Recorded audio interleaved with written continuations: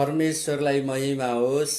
हाम्रो गुरुबा फिलिप घिमिरेज्यूले मलाई यो अवसर दिनुभयो अनि उहाँ गुरुआमालाई पनि धन्यवाद, उहाँको परिवारलाई। भुटानिज नेपाली अगापे चर्चको सबै जवान भाइ बहिनीहरू जो आज संस्कृति, परिवार र विश्वास विषयमा परमेश्वरको वचनबाट सुन्न, सिक्न, मनन गर्न र त्यसलाई आफ्नो जीवनमा, परिवारमा अनि हरेक भाइ बहिनीहरू जो जवान हुनुहुन्छ, पछि उहाँहरूको आफ्नो परिवार हुन्छ, त्यो परिवारमा परमेश्वरको वचन अनुसारको परिवार निर्माण गर्न, परमेश्वरको उद्देश्य पूरा गर्ने उद्देश्यले भेलाउनु भएको छ। म सबै भाइ बहिनीहरूलाई स्वागत गर्न चाहन्छु परमेश्वरको यो वचनको संसारमा, परमेश्वरको आत्माको संसारमा। र विशेष गुरुबालाई धन्यवाद, उहाँले मलाई तपाईहरुको बीचमा आएर परमेश्वरको वचनबाट परिवार सम्बन्धी सिक्नको निम्ति अनि सिकाउनको निम्ति, आदान प्रदानको निम्ति यो अवसर दिनुभएको छ। मण्डली परिवार सबैलाई म धन्यवाद दिन्छु। मेरो नाम सूर्य प्रकाश राई हो। म नेपालको हेटौडामा बस्छु, 3 नम्बर प्रदेशमा।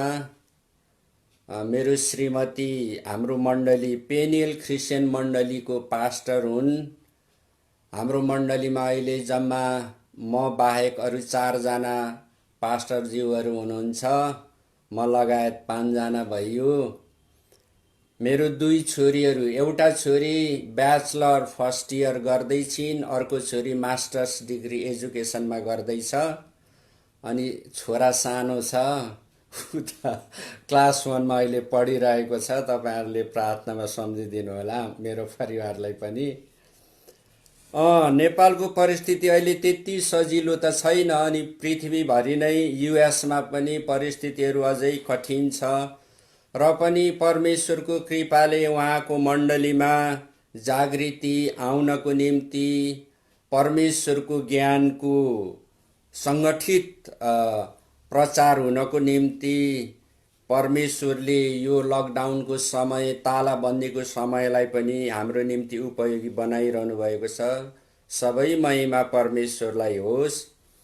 आज म हाम्रा भाइ बहिनी जवानहरू, जवानका अगुवाहरूको बीचमा म संस्कृति, परिवार र विश्वासको बारेमा तपाईहरुसँग म परमेश्वरको वचनबाट बाँडिरहेको छु।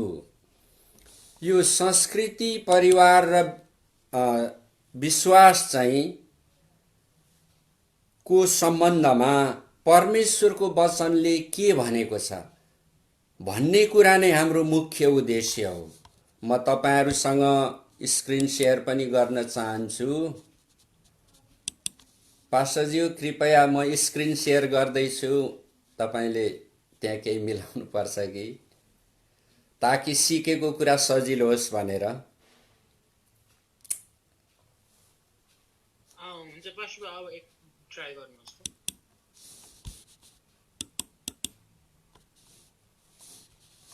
हजुर,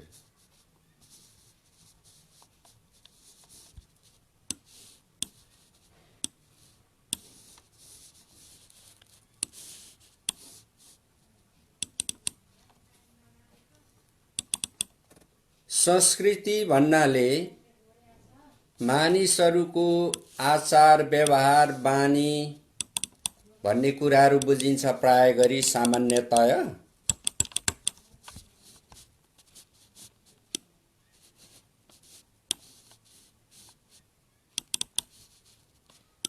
हामी मानव जाति, चाहे विश्वासीहरू हौं चाहे अविश्वासीहरू होस्, संसारको प्रणाली भन्नाले जो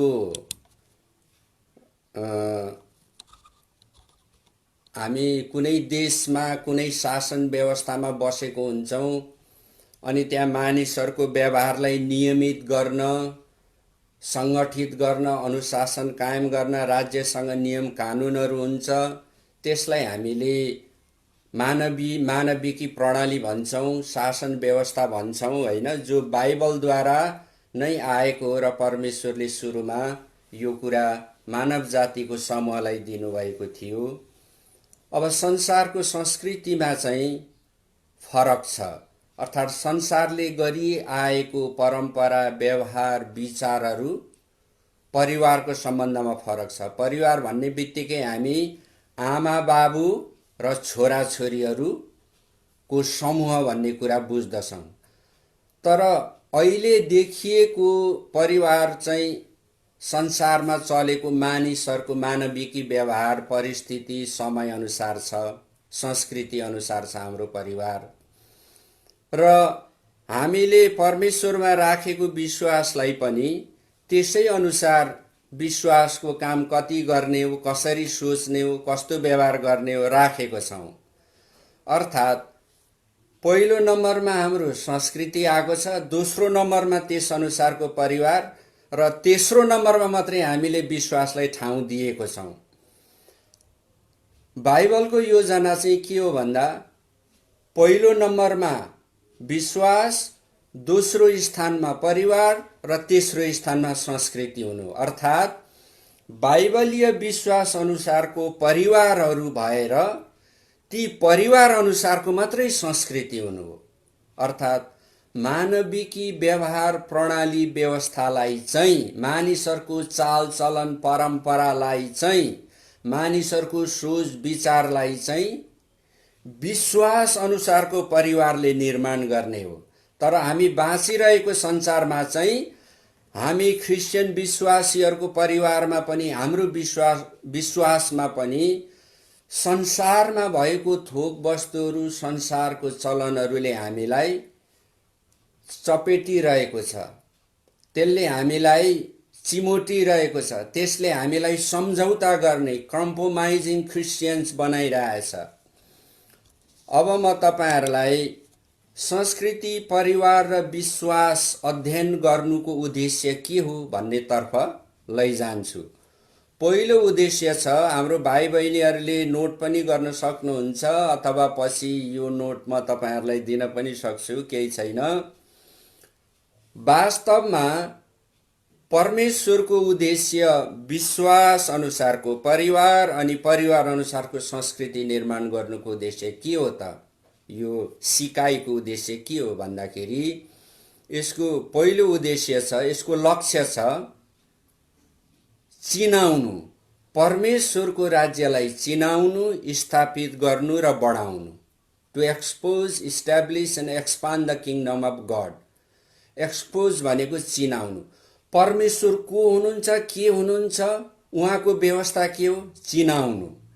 जब हामी मानिसहरूलाई चिनाउँछौँ तब हामी हाम्रो बहुमतले, क्रिस्चियन विश्वासीहरूको अभिमतले परमेश्वरको राज्यको स्थापना हुन्छ र त्यो चाहिँ फेरि एक्सपान्ड बढेर पनि जान्छ हैन।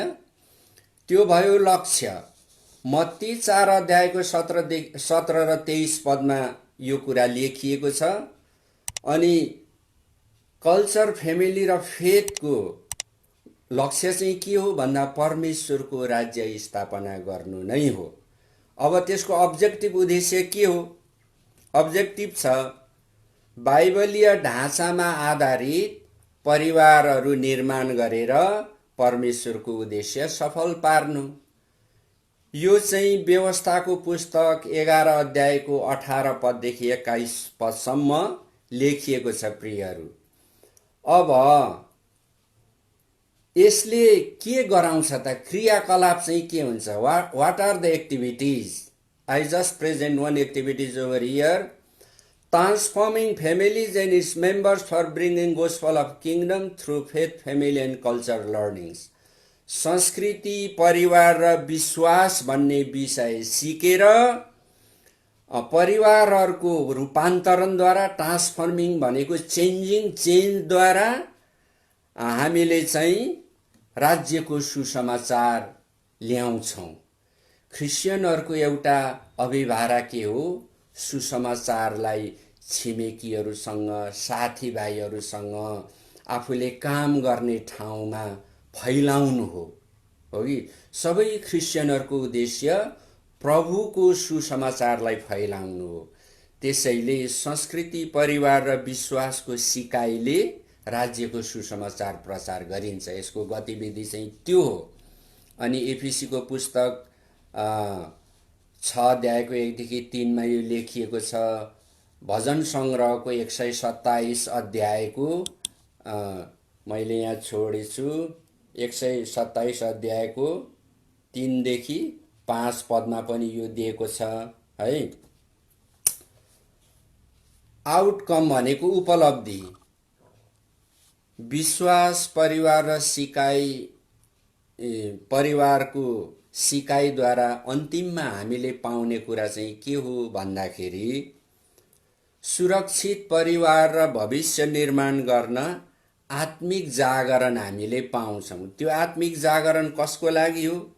मण्डली सम्प्रदायको नेतृत्वको लागि हो। गुरुबाहरू अनि मिसनरीहरू, प्रचारकहरू, एल्डर, डिकन सबै विश्वासीहरूको निम्ति हो, ख्रिस्चियन विश्वासीहरूको निम्ति। अनि हाम्रो इसाईहरूको समाज छ, तिनीहरूको निम्ति। अनि इसाईहरूले चलाएका शैक्षिक प्राज्ञिक संस्थाहरू छन्, इन्स्टिट्युसनहरू छ। There are lot of educative institution around the world going on होइन। अनि त्यति मात्रै नभएर जहाँ ख्रिस्चियनहरू रहन्छन् भने ख्रिस्चियनहरूको मतले, उनीहरूको विचारले समाजलाई प्रभावित तुल्याएर त्यहाँको सरकारमा पनि के हुन्छ, एउटा सकारात्मक प्रभाव पर्ने हुन्छ। र यसको उपलब्धि चाहिँ के हो भन्दाखेरि आत्मिक जागरणद्वारा परिवारलाई सुरक्षित तुल्याउनु अनि भविष्य निर्माण गर्नु। भविष्य भन्नाले यहाँ भविष्यलाई दुई प्रकारले हामी हेर्न सक्छौँ। हामी सबै मानिसहरू बाल्यकाल, किशोरावस्था, युवावस्था अनि परिपक्व अवस्था पार गरेर वृद्धावस्थामा पुग्छौँ। All people will enter into retired life, retired age. अवकाशको समयमा हामी पुग्छौँ। हाम्रो बाबु आमाहरू अवकाशको समयमा जानुहुनेछ, सधैँभरि काम गर्नुहुने छैन। अवकाशको समय, उहाँहरूको रिटायर्ड टाइम, अवकाशको समय चाहिँ के हुनुपर्छ? सुरक्षित हुनुपर्छ। अनि यो सिकाइले चाहिँ अवकाश प्राप्त वृद्ध बाबुआमाहरूको अवकाशको समयलाई सुरक्षित गर्छ। as well as they will be entered into the heaven, जसको निम्ति हामी बाल्यकालदेखि प्रभुलाई भर्खर पाएकाहरू, चाहे तिनीहरू जवान हुन्, वयस्क हुन्, वृद्ध हुन्, जसको निम्ति हामीले जीवनभर परमेश्वरलाई पुकार्यौँ किनभने स्वर्ग प्रवेश गर्नको निम्ति हो, त्यो कुरालाई सुनिश्चित गर्नको निम्ति यो विषयको हामीले अध्ययन गर्दछौँ। यसको उद्देश्य चाहिँ त्यो हो। अब म तपाईहरूलाई अहिले मैले भनेको कुरा बाइबलले कसरी प्रमाणित गर्छ त? यो चाहिँ सिकाउने शिक्षकको, प्रचार गर्ने प्रचारकको, मण्डलीको, गुरुबाको इच्छा मात्रै हो कि यो परमेश्वरकै इच्छा हो? यो कुरोलाई बुझ्नको निम्ति हामीले अलिकति विस्तारमा, डिटेलमा जानुपर्ने हुन्छ। अब सृष्टिदेखि कुरा गरौँ है भाइ बहिनीहरू, जवानहरू, राम्ररी तपाईले ध्यान दिनुस्। अब हामी सृष्टिदेखि कुरा गर्दैछौँ। परमेश्वरले सबै कुराहरूको सृष्टि गर्नुभयो, क्रिएसन्स हैन। अनि अब परमेश्वरले सबै कुराहरूको सृष्टि गर्नुभयो। के सृष्टि गर्नुभयो भन्दाखेरि परमेश्वरले पृथ्वी सृष्टि गर्नुभयो। अनि पृथ्वीको वरिपरि पर्यावरण पत्र भन्छ, त्यसलाई वातावरणीय पत्र पनि भनिन्छ। इन्भाइरोमेन्टल जो पर्यावरणीय पत्र छ, अनि त्यसको तल र माथि तारागणहरू छन्, यो सबै परमेश्वरले बनाउनु भयो। परमेश्वरले अर्को थोक बनाउनु भएको के हो? वनस्पति, जन्तुहरू र पक्षीहरू परमेश्वरले रचना गर्नुभयो। Plant, vegetation, animal and all kinds of birds होइन। अनि यो चाहिँ उत्पत्तिको 1 अध्यायको 11-12 पदमा लेखिएको छ। अनि फेरि 1 अध्यायको 20देखि 25 पदमा लेखिएको छ। अनि परमेश्वरले पुरुष र स्त्री सृष्टि गर्नुभयो, मेन एन्ड वुमेन, महिला र पुरुषहरू सृष्टि गर्नुभयो। परमेश्वरले यो सृष्टि गर्नुभयो। अब किन गर्नुभयो त? Why God created this three things? Why भन्दाखेरि किन गर्नुभयो भन्दाखेरि परमेश्वरको राज्य, किङडम अफ गड इस्टाब्लिस गर्नको निम्ति, परमेश्वरको राज्यको निम्ति उहाँले सृष्टि गर्नुभयो। 2 नम्बरमा मानिसहरू र परिवारहरूद्वारा परमेश्वरको उद्देश्य पूरा गरिनको निम्ति उहाँले सृष्टि गर्नुभयो। 3 नम्बरमा सुरक्षित भविष्य, अनन्तको जीवन, इटर्नल लाइफको निम्ति उहाँले यो सृष्टि गर्नुभएको। परमेश्वरले सृष्टि गर्नुको पछाडि यी कारणहरू छन्। त्यसै सृष्टि गर्नु भएन। तपाईँ र मलाई नाक, मुख, सुन्दर अनुहार, सुन्दर आँखा भएको एकदम हिरोहरू, हिरोइनहरू, सुन्दर सुन्दरी परमेश्वरले त्यसै बनाउनु भएको होइन, हो कि भाइ बहिनीहरू? परमेश्वरको उद्देश्य छ तपाईँ र म हुनुमा। यसै आमा बाबुद्वारा हामी आएका होइनौँ, तर परमेश्वरद्वारा हामी सृष्टि गरिएका हौँ, ताकि तपाईँ र म चाहिँ किङडम अफ गडको निम्ति वी क्यान वर्क आउट।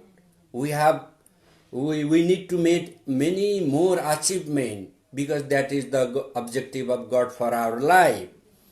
अब सृष्टि गर्नुभयो राज्यको निम्ति। अब कसरी त्यो राज्य आउँछ त? कसरी राज्य आउँछ? हाउ, होइन? त्यो छ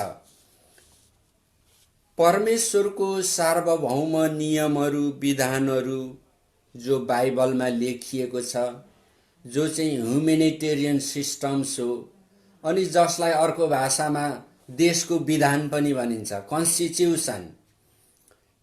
You guys knows very well, in every country there will be constitution. According to constitution, everything goes run out, everything managed, and people, citizens are made provision, their human rights through what?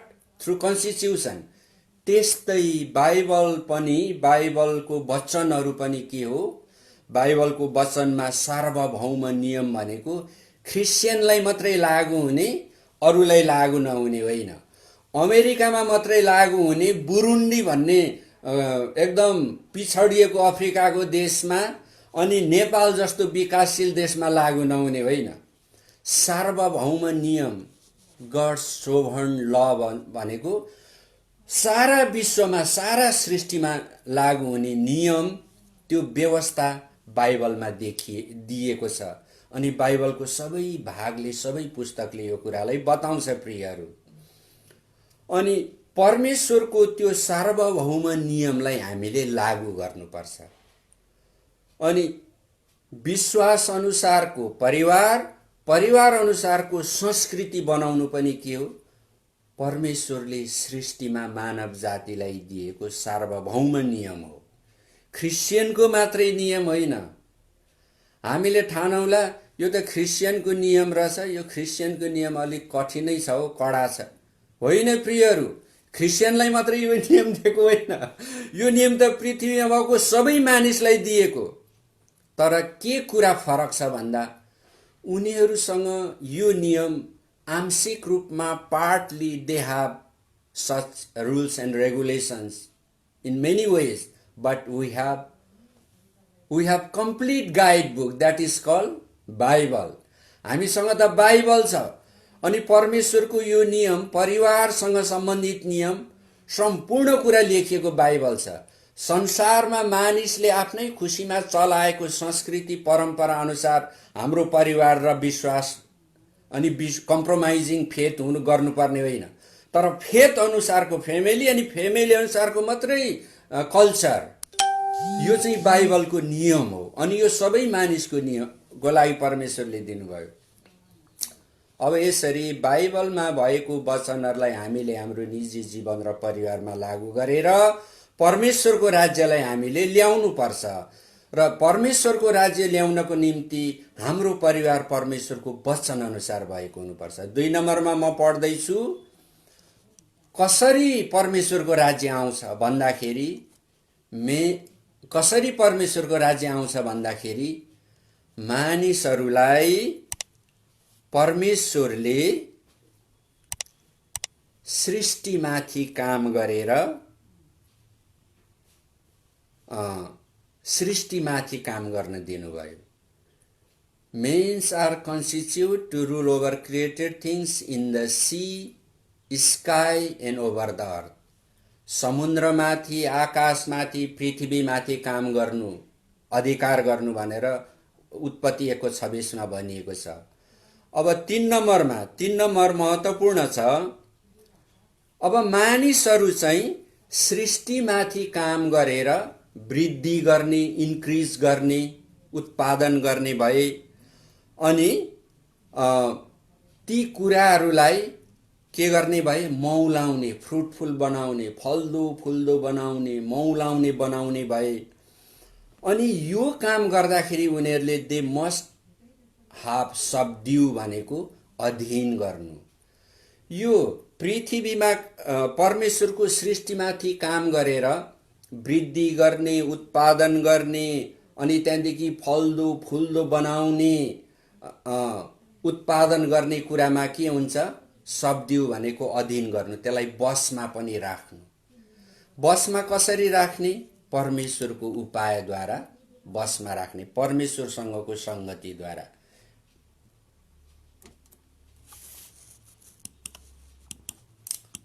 म अर्को स्लाइडमा जान्छु।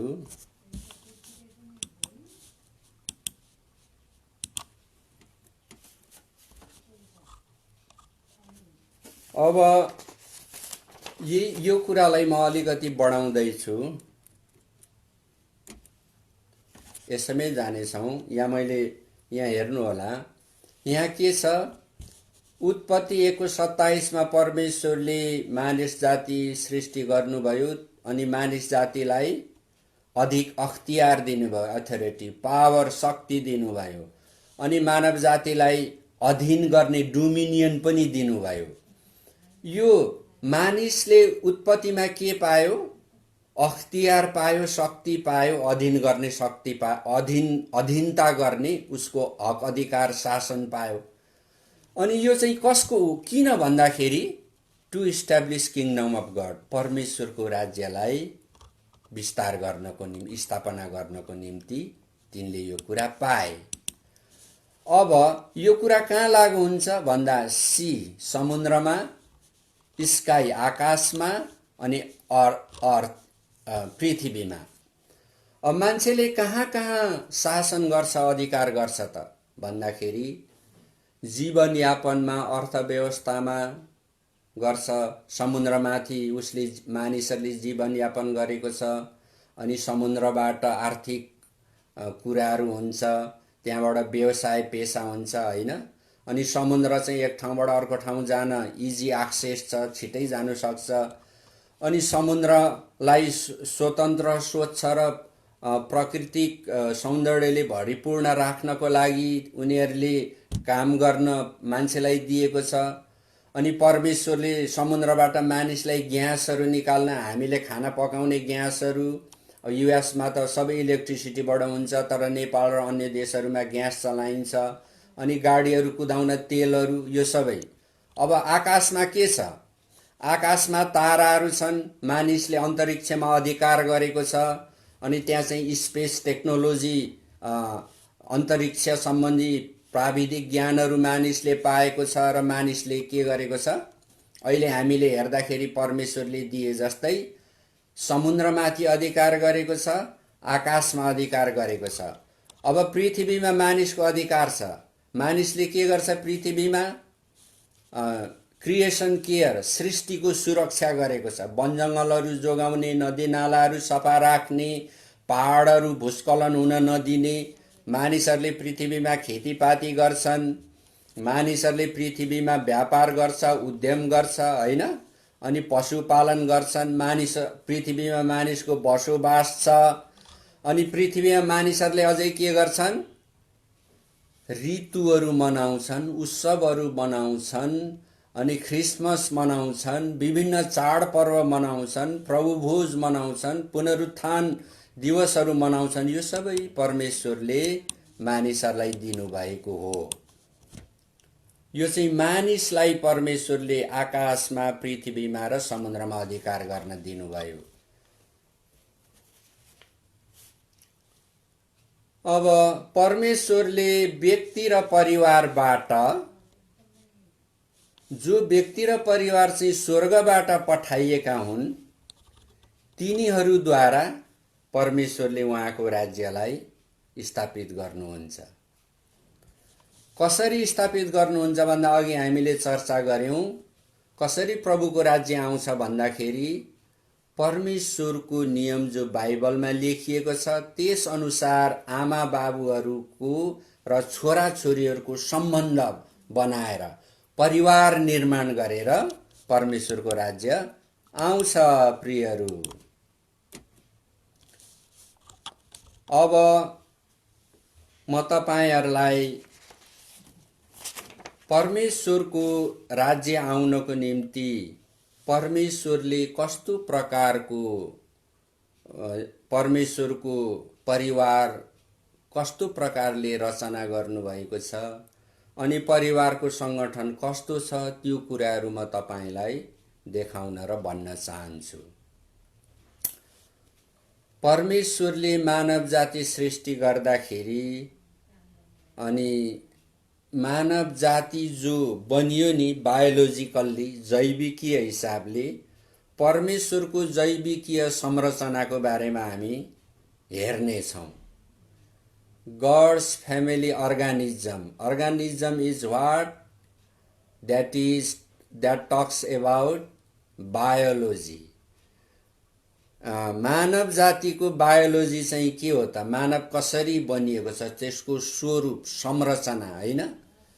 अनि जैविक मानिसको जस्तो जैविकीय संरचना छ त्यो परमेश्वरले नै बनाउनु हो। यहाँ सुनिरहनु भएको कतिपय भाइ बहिनीहरू सायद विज्ञान पढ्नु भएको हुन सक्छ, स्कुलमा कलेजमा तपाईहरुलाई कति कुराहरू थाहा छ। अनि परमेश्वरले मानिसलाई जैविकीय रूपमा जस्तो बनाउनु भयो र परमेश्वरले मानव बीचको संगठन अर्गनाइजेसन पनि पारिवारिक संगठन पनि त्यसरी नै दिनु भएको छ। परिवार पनि एउटा के हो? मानव संस्था हो, समूह हो। बाबु आमा छोराहरू छोरीहरू एउटा परिवारमा हुन्छ। कुनै परिवारमा त बाजे बोजू आमा बाबु काका काकी मिश्रित परिवारहरू हुन्छ। अब यो परिवारको व्यक्तिहरू चाहिँ के भयो? संगठन भयो। Family is one a kind of organisation and each member of family a person has a very specific characteristics of organism composed by God himself. अर्थात एउटा व्यक्ति परमेश्वरले त्यसलाई जैविकीय रूपमा बनाउँदा पनि परिवारको संगठनमा मिलेर बस्ने किसिमकै बनाउनु भएको छ। तपाई र हाम्रो के छ? शिर छ, आँखा छ, नाक छ, कान छ, मुख छ, हात खुट्टा पेट आन्द्रा भुँडी मुटु कलेजो फोक्सो सबै छ, हो कि हैन? हो। अनि हामीसँग मस्तिष्क छ, दिमाग छ। यी सबैलाई परमेश्वरले कसरी बनाउनु भएको छ अरे? एक्लै बस्न बनाउनु भएको छैन। एक्लै स्वच्छन्द हिसाबले मेरो जीवनको मनै राजा हुँ, I am the king of my life, whatever I like I can do, wherever I want I can go. It's not that thing. God has put every one of us into a organization. That organization is a family. तपाईको परिवार के हो भन्दा एउटा संगठन हो। अब म यहाँ केही बुँदाहरुमा जान्छु। प्रपर डिजाइन बायोजेनेटिकल्ली अर्थात हामी सबै मानिसहरू जैविकीय हिसाबले विशेष प्रकारले बनाइएका छौँ। हामी त्यसरी बनाइएका छौँ कि हामी एक्लै स्वतन्त्र हुन सक्दैनौँ। बाइबलमा लेखेको छ, अघिल्लो पुस्तामा भएको जेनेटिक क्यारेक्टर XY तपाईहरुले पढ्नुभएको छ, आमा र बाबुको गुण छोराछोरीहरूमा जान्छ। बाइबलले भन्छ चौथो पुस्तासम्म, तेस्रोदेखि चौथो पुस्तासम्म जान्छ। अर्थात् तपाईँ र म जो छोरा छोरीहरू हौँ, we are not out of by ourselves but through our parents from God. तपाईँ र म जो छोरा छोरीहरू हौँ, मेरो पनि मेरो बुवा हुनुहुन्छ, मेरो आमा स्वर्गवासी भइसक्नुभयो, प्रभुमा सुत्नुभयो। म जो छु यहाँ छोरा होइन, म यसैमा आफै भइन, मेरो बाबुआमाद्वारा परमेश्वरको अनुग्रहमा उहाँको उपहार स्वरूप म यहाँ अहिले छु। त्यसै कारण म भन्दा माथिल्लो तीनवटा पुस्ताको गुणहरू ममा आएको छ। परमेश्वरले यो जैविकीय गुण किन राख्नुभयो भन्दाखेरि मानिसहरू परिवारमा हुर्किन, बस्न, पढ्न, लेख्न, सिक्न, परिवारको संस्कार बनाउनु अनि परमेश्वरको राज्यको निम्ति काम गर्नको निम्ति व्यक्तिहरूलाई परिवारमा बस्ने बनाउनु भएको छ, हो कि? अनि बायोजेनेटिकल्ली everyone, each of one are not entertain their own self. They should be associated with family organization. अर्थात् मानिस चाहिँ प्राकृतिक रूपले बनिँदैखेरि मानिसमा भएको गुण र विशेषताहरूद्वारा नै परिवारमा राखिएको छ। प्रपर फर्म्स भनेको duties of family members association. अनि अब परिवारको समूहमा आमा बाबुहरूको लागि परमेश्वरले एक प्रकारको कर्तव्यहरू राख्नु भएको छ। त्यस्तै छोरा छोरीहरूको पनि परमेश्वरले कर्तव्य राख्नु भएको छ। आमा बाबुहरूको कर्तव्य छोरा छोरीहरूलाई हेरचाह गर्नु, शिक्षामा हुर्काउनु, प्रभुको बलमा, प्रभुको भएर शिक्षामा हुर्काउनु, अनुशासनमा हुर्काउनु हो। जस्तो व्यवस्थाको पुस्तक 11 अध्यायमा भनिएको छ। अनि छोरा छोरीहरूको पनि कर्तव्य के छ? आमा बाबुको आज्ञा पालन गर्नु। अनि आमा बाबुहरू अवकाशको समय हुँदा, आमा बाबुहरू वृद्ध अवस्था हुँदाखेरि आफै काम गर्न नसक्ने, हिँडडुल गर्न नसक्ने, औषधि किनेर ल्याउनु नसक्ने, खाना पकाउनु नसक्ने, त्यो रिटायर्ड एजमा हुँदाखेरि छोरा छोरीहरू चाहिँ आमा बाबु सँगै रहेर, आमा बाबुसँग बसेर, आमा बाबुलाई परमेश्वरको संगति दिएर, जसरी तपाईँ र म शनिबार युएसमा आइतबार संगति जान्छौँ, मण्डली जान्छौँ, अनि त्यहाँ हामीलाई उत्साह आउँछ, रमाइलो हुन्छ, हामीले प्रभुको वचनहरू सुन्छौँ, अगुवाहरूबाट अनि सँगै विश्वासीहरूबाट गवाईहरू सुन्छौँ, हामी प्रभुको भजनहरू गीतहरू गाएर आनन्दित हुन्छौँ। हामीलाई कति रमाइलो लाग्छ हैन मण्डली जानु।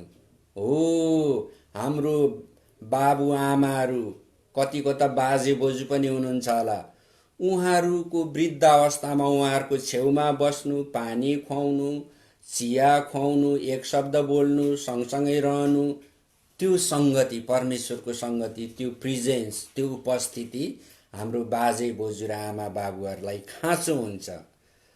अनि परमेश्वरले यो खास प्रकारको proper, not voluntarily, this is proper, खास प्रकारको तोकिएको, कसरी तोकिएको? परमेश्वरको व्यवस्थाद्वारा तोकिएको, परमेश्वरको विधान र नियमहरूद्वारा तोकिएको कर्तव्यहरू परमेश्वरले परिवारमा राख्नु भएको छ। Laws to be increased, fruitful, subdue as a result of being blessed.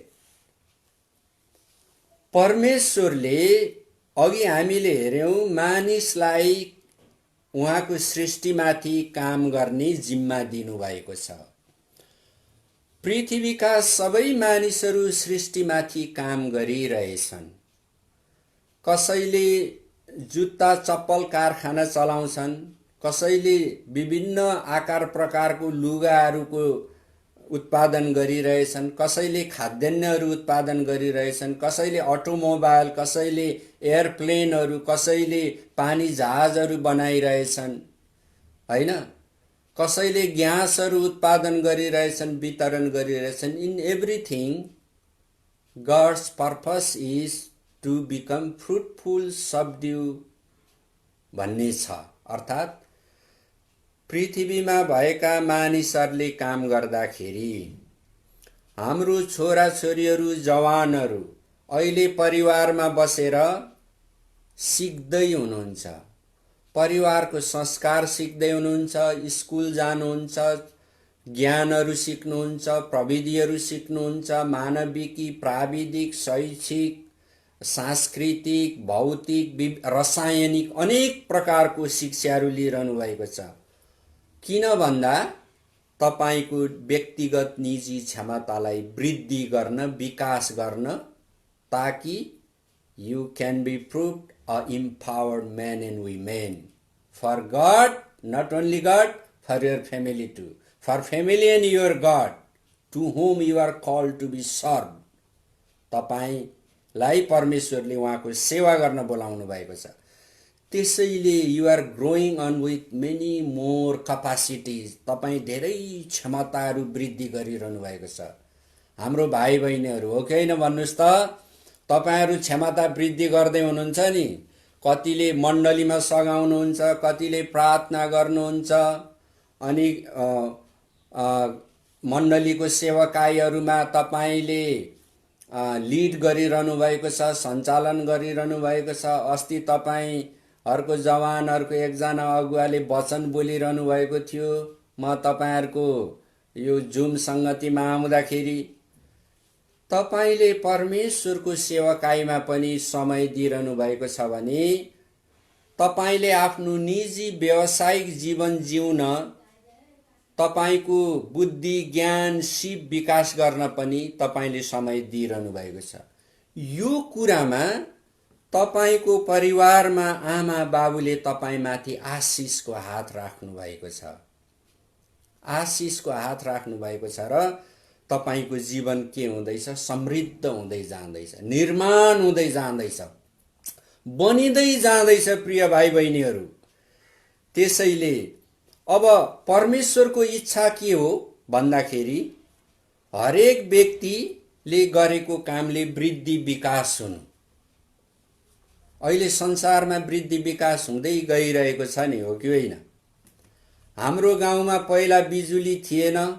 म बसेको गाउँमा, म जन्मेको गाउँमा, म पढेको गाउँमा अहिले बिजुली आयो। त्यहाँ सडक थिएन, अहिले पिच सडक भयो। बजार नजिक थिएन, बजार नजिक भयो। यो के हो? वृद्धि विकास हो। अनि परमेश्वरले पनि उहाँको परिवारको व्यक्तिहरूलाई यो वृद्धि गर्न बोलाउनु भएको छ। अनि यो काम गर्दाखेरि परमेश्वरको परिवारको हरेक सदस्यहरूले चाहिँ परमेश्वरको इच्छा अनुसारको अधीनतालाई ल्याउनु पर्ने हुन्छ। अधीनतालाई ल्याउनु पर्ने हुन्छ। त्यो अधीनता ल्याउनु भनेको के हो? त्यो चाहिँ आत्मिकी कुरा हो। उत्पत्ति 1 अध्यायको 28 मा के लेखेको छ भन्दाखेरि, अलिकति हामी वचन पढ्ने छौं। यहाँ मानव जातिले सृष्टिमाथि काम गर्ने, त्यसलाई अधीन पार्ने, वृद्धि विकास गर्ने कुरालाई परमेश्वरले आशिष भन्नुभएको छ। म पढेर सुनाउँछु। परमेश्वरले तिनीहरूलाई आशिष दिनुभयो र तिनीहरूलाई भन्नुभयो, फल्दै फुल्दै वृद्धि हुँदै पृथ्वीमा भरिँदै र त्यसलाई आफ्नो वशमा पार्दै जाओ। समुद्रका माछाहरू, आकाशका पक्षीहरू तथा पृथ्वीका सबै जीवित प्राणीहरूमाथि अधिकार गर। परमेश्वरले उहाँले सृष्टि गर्नुभएको सबै कुराहरूमाथि अधिकार गर्न दिनुभएको छ।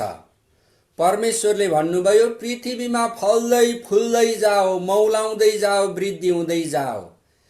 त्यसलाई अधीनमा पार्दै जाओ। अङ्ग्रेजीमा सबड्यू छ। अनि त्यो त्यो हुने कुरालाई चाहिँ परमेश्वरले के भन्नुभयो? Being blessed. त्यसलाई चाहिँ परमेश्वरले आशिष भन्नुभएको छ। किन आशिष भन्नुभयो भन्दाखेरि पृथ्वीमा जे कुराको नि वृद्धि हुन्छ, जे कुरा नि फल्दै फुल्दै जान्छ, त्यसले चाहिँ पृथ्वीमा भएका सबै मानव जातिको भलाइ होस्, कल्याण होस्, हित होस् भन्ने कुरा।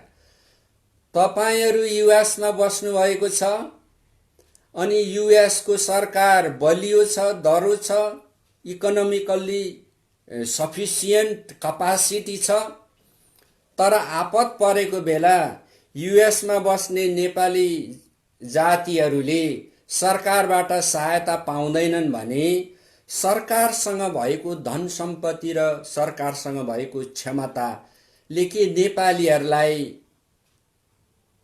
मौलाउन दियो त? दिएन। कुनै देशमा कुनै मानव जातिको बीचमा एउटा मानव जातिले अर्को मानव जातिलाई भेदभाव गर्छ, छुनै दिँदैन, पानी नै छुन दिँदैन, तल्लो ठान्छ भने मानव जातिको भलाइ भयो त? सर्वाङ्गीण विकास भयो त?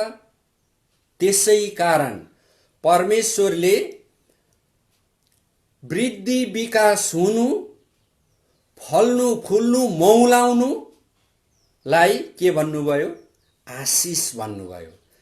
उहाँले के भन्नुभयो? जब तिमीहरूले वृद्धि गर्छौ, विकास गर्छौ, मौलाउँछौ, तिमीहरूसँग प्रशस्तता हुन्छ, धन सम्पत्ति हुन्छ, त्यो प्रशस्तता गर्ने कुरा, धन सम्पत्ति गर्ने कुरालाई आफ्नो बसमा पार। यहाँ बसमा पार्नुको आत्मिक अर्थ छ। सबड्यू बसमा पार्नुको आत्मिक उद्देश्य र अर्थ भएको हुनाले नै परमेश्वरले त्यसलाई के भन्नुभयो? ब्लेसेड, आशिषित पार भन्नुभयो। एउटा व्यक्तिले मानिलिउँ डायरी फार्म खोल्यो, उसँग 4-5 हजार गाईको दुध आउँछ। त्यो दुधलाई उसले सङ्कलन गर्छ, त्यसबाट 5-7 किसिमको मिठाई बनाउँछ, 2-3 किसिमको घिउ बनाउँछ। अनि उसको मिठाई र उसको घिउ चाहिँ अरू व्यापार कम्पनीहरूले, अरू व्यापारीहरूले लान्छन्। अनि उसको कामले के हुँदैछ? बजारमा प्रशस्त घिउ पाइँदैछ, बजारमा प्रशस्त दुधबाट उत्पादन भएको मिठाईहरू, खाद्य पदार्थहरू पाइँदैछ, हैन? तर यो हेर्दा के देखिन्छ? विकास भइरहेको छ, मौलाइरहेको छ, फैलिरहेको छ, कम्पनी पनि बढिरहेको छ। पहिला 10 जना कामदार थिए, अहिले 50 जना भए। हेर्दा हेर्दै त्यो कम्पनीमा 100 जना कामदार भए। That is increase fruitful. त्यो वृद्धि हुँदैछ, फल्दै फुल्दैछ। तर अब उसले के गर्छ? त्यहाँ शुद्ध दुधको सट्टा केही कुराहरू मिसावट गर्छ, अनि केही केमिकलहरू लगाइदिन्छ, भनेको मापदण्ड र गुणस्तरको हुँदैन भने त्यसले के गर्छ? मानिसहरूको स्वास्थ्यमा एकदम वाइड रेन्जमा लार्जली त्यसले चाहिँ असर गर्छ। यो कम गुणस्तरको सामानहरू दिने, वितरण गर्ने अनि प्रशस्त फाइदा कमाउने, नाफा कमाउने, यो जो काम हुन्छ नि, यसमा जो वृद्धि हुन्छ नि, यो विचार कहाँबाट आउँछ भन्दा यो विचार परमेश्वरको वचनबाट आउँदैन।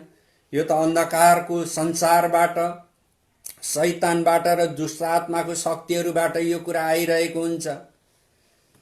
अब परमेश्वरले सृष्टिमा मानव जातिलाई वृद्धि गर्दा, फलाउँदा फुलाउँदा, विकास गर्दा के विकास गर्ने कामलाई केसँग जोड्नुभयो? आशिषसँग जोड्नुभयो। किन? उसले गरेको कामले सबै मानिसहरूको भलाइ हुनु, कल्याण हुनु के हो? परमेश्वरको उद्देश्य हो। यदि कसैले कुनै असल काम त गर्छ, तर त्यो असल कामले कसैलाई भेदभाव गर्छ, छुवाछुत गर्छ, निषेध गर्छ, सबैको भलाइ गर्दैन भने के हो? त्यसले त्यसलाई त्यो नगर्ने किसिमको विचार चाहिँ परमेश्वरको परिवारको विचार होइन, परमेश्वरलाई पछ्याउने विश्वासीहरूको विचार होइन। त्यसैले पृथ्वीमा वृद्धि हुँदै जाँदा, विकास हुँदै जाँदा परमेश्वरले भन्नुभयो त्यसलाई अधीनमा गर, बसमा पार। त्यसमा चाहिँ शैतानले कुनै उसको थोकहरू मिसाउन नपाओस्, ताकि हामीले गरेको कामले चाहिँ के होस्, सर्वाङ्गीण विकास होस्। परमेश्वरले मानिसलाई गर्न दिनुभएको सबै कामको उद्देश्य र लक्ष्य छ। भाइ बहिनीहरू राम्ररी सुन्नुहोस्, तपाईँ अहिले परिवारमा आमा बाबुको सुरक्षा पाउनुभएको छ, संरक्षण पाउनुभएको छ, सहायता पाउनुभएको छ। तपाईँलाई पेट दुख्यो भने तपाईँको ड्याडीले मम्मीले 1 पटक 3 पटक 7 पटक छाम्नुहुन्छ। तपाईमाथि कति चिन्ता फिक्री गर्नुहुन्छ। तपाईँ जब स्कुल जानुहुन्छ, स्कुलमा के भयो होला, कसो भयो होला, अनि फेरि तपाईँको पढाइप्रति तपाईँको आमा बाबाको कति धेरै चासो हुन्छ। तपाईँले कुनै विषयवस्तु जान्न सक्नुभएको छैन कि, जानिरहनु भएको छैन कि, बा मेरो छोरा बाहिर गएर कसैसँग युद्ध पो गरिरहेछ कि, द्वन्द्वमा परिरहेछ कि, मेरो छोराले के गर्ने होला, कसो गर्ने होला, यो एउटा गतिलो राम्रो मान्छे, प्रभुको मान्छे बन्नुपर्ने। तपाईप्रति आमा बाबुको चिन्ता फिक्री, चासो, हेरचाह, सुरक्षाको वर्षादै भइरहेछ। हामी सबै, म जस्तै जो हामी अहिले अलि परिपक्व हुँदै गयौँ, हामी माथि पनि हाम्रो बाबुआमाको हेरचाह त्यस्तै हुन्थ्यो। म बसेको ठाउँ नेपालको पूर्व हो, त्यहाँ गर्मी मौसममा ज्यादै गर्मी हुन्थ्यो। मलाई थाहा छ त्यतिखेर बिजुली थिएन, अनि हाम्रो बुवाले चाहिँ एउटा यस्तो हम्काउने निकालेर यसरी हम्काउनुहुन्थ्यो हामीलाई। हामी चाहिँ आनन्दले सुत्थ्यौँ। अर्थात् तपाईँ र म जो सक्षम हुँदै जाँदैछौँ नि, हो कि सक्षम हुँदै जाँदैछौँ, त्यो सक्षमता पछाडि हाम्रो आमा बाबुको लगानी छ। उहाँहरूले हामीलाई आशिषको वर्षादै गराइरहनु भएको छ।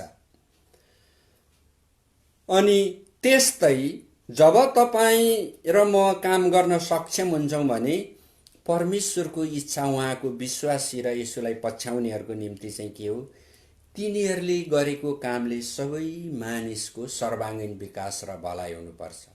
भेदभाव हुनु हुँदैन, निषेध हुनु हुँदैन। तिनीहरूले चलाउने व्यवस्थाले, तिनीहरूले चलाउने सुशासनले सबै मानिसहरूले अवसर पाउनुपर्छ। सबै मानिसहरूको उन्नति र प्रगति हुनुपर्छ। मानिसलाई छुट्याइनु हुँदैन भन्ने हो। कसैलाई काखा, कसैलाई पाखा परमेश्वरको उद्देश्य होइन। त्यसै कारण जब परमेश्वरले मानव जातिलाई आकाशमाथि, पृथ्वीमाथि अनि समुद्रमाथि अधिकार दिनुभयो, त्यो सँगसँगै एउटा नियम पनि दिनुभयो। त्यो नियम के हो?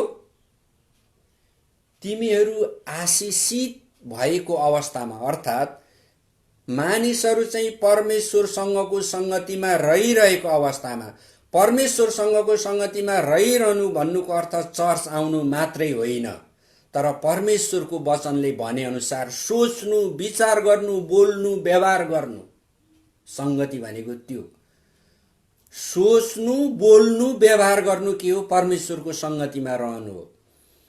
एउटा ठुलो 1000 जना मानिसहरू काम गर्ने कम्पनीमा एकजना असल प्रकारको क्रिस्चियन म्यानेजर छ, फोरम्यान छ, अब्जर्भर छ, अनि छ भने के हुन्छ?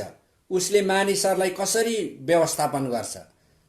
तर प्रभुलाई चिनेको छैन भने उसले मानिसहरूलाई कसरी व्यवहार गर्ला? एउटा सानो गल्ती भयो भने उसले कठोर व्यवहार गर्ला, अथवा मेहनतसँग काम गर्ने कामदारहरूलाई के गर्ला? उसले देखेको नदेखेकै गर्ला। त्यो के हो? त्यसरी काम गर्नु परमेश्वरको इच्छा होइन। अनि हामीले काम गरेर रुपैयाँ पैसा, धन सम्पत्ति, घर जग्गा जमिन, गाडीहरूको थुप्रो लाउनु मात्रै के हो? त्यो पनि परमेश्वरको इच्छा होइन।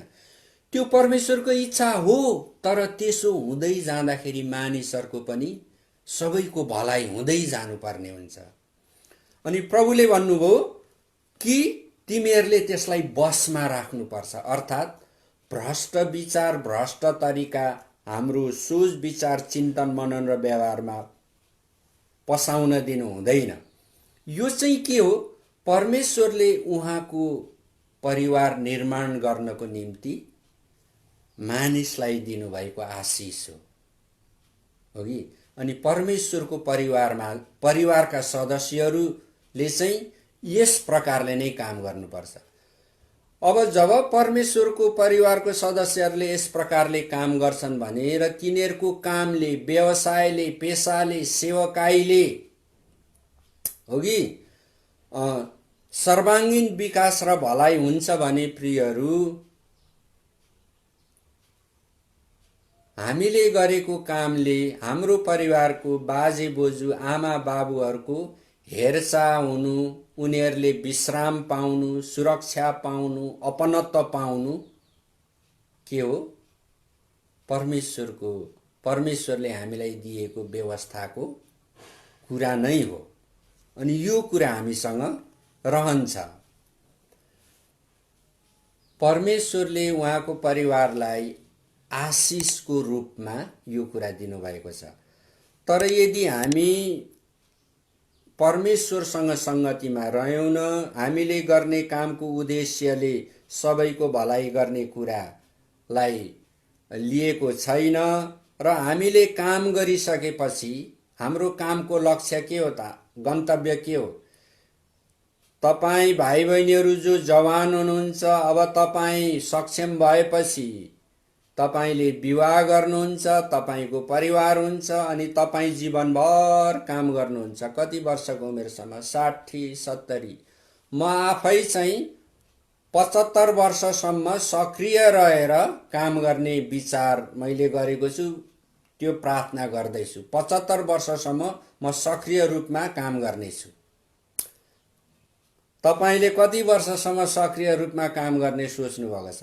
तपाईले जीवनभर काम गर्नुभयो, तर तपाईले जीवनभर गरेको कामले तपाई पुग्ने ठाउँ कहाँ हो? लक्ष्य के हो? डेस्टिनेसन के हो? गन्तव्य के हो? तपाई कहाँ पुग्नुहुन्छ त? जीवनभर तपाईले काम गर्नु, तपाईसँग गाडीहरू भयो, हवाई जहाज नै भयो, चम्केका घर महलहरू भए, यो सबै तपाईले प्राप्त गर्नुभयो। तपाई कहाँ पुग्नुहुन्छ अन्तिममा? हो कि? जब हामीसँग हामीले गरेको कामले चाहिँ परमेश्वरको सृष्टिको कुरालाई अधीनमा गर्नु, त्यसलाई बसमा पार्नु र त्यसलाई आशिषको रूपमा दिनु चाहिँ के हो? किन आशिषको रूपमा दिनुभयो भन्दाखेरि हामीले गरेको कामले उद्देश्य पूरा गर्छ र हामी गन्तव्यमा पुग्ने हुनाले। त्यसो त संसारमा येशू ख्रीष्टलाई नचिन्नेहरू कयौं मानिसहरू छन्, तिनले कयौं कामहरू गरेको छ, तर तिनको कामले सबै मानिसहरूको बराबर भलाइ गरेको छ त? सबै मानिसहरूलाई खुला ढोका राखेको छ? सबै मानिसहरूलाई उनीहरूले मौका अवसर प्रदान गरेको छ त?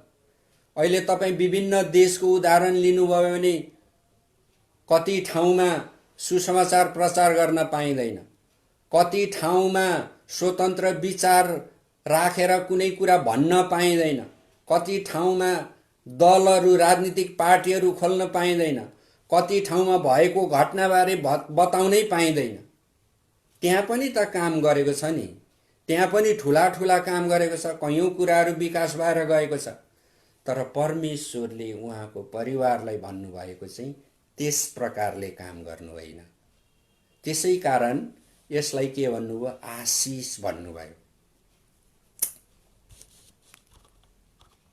प्रियहरू, अब परमेश्वरले जो व्यवस्था दिनुभयो, अहिले हामीले चर्चा गर्यौं, परमेश्वरले मानिसलाई जैविकीय रूपमा मानव संगठन परिवारमा बस्ने बनाउनु भयो, अनि परिवारको आमा बाबुलाई र परिवारको छोराछोरीहरूलाई उनीहरूले गर्ने कामहरू, कर्तव्यहरू दिनुभयो। यो सबै कुरा चाहिँ परमेश्वरको व्यवस्था अनुसार हो। परमेश्वरको व्यवस्था भनेको हामीसँग भएको बाइबल नै हो। बाइबलमा यी कुराहरू राखिएको छ, देखाइएको छ। अब के परमेश्वरको व्यवस्था चाहिँ क्रिस्चियनहरूको लागि मात्रै हो त? अनि व्यवस्था चाहिँ कहिलेदेखि सुरु भयो नि भन्ने एउटा सवाल आउन सक्छ।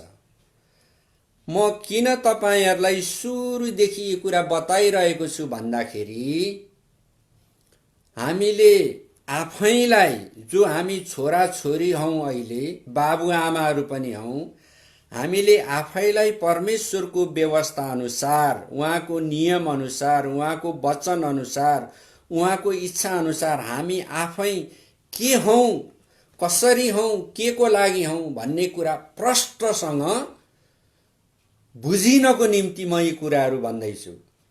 अब एउटा सवाल आउला, क्रिस्चियनहरूको बाइबलमा मात्रै परमेश्वरले यो लेख्नु भएको छ त?